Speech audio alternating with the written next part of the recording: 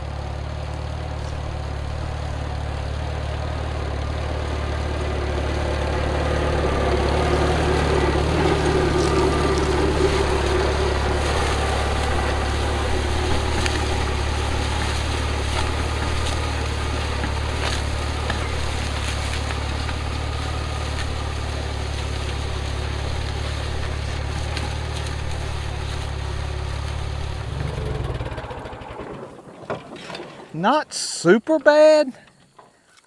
I'll be honest with you guys, it actually surprised me. It did better than I thought.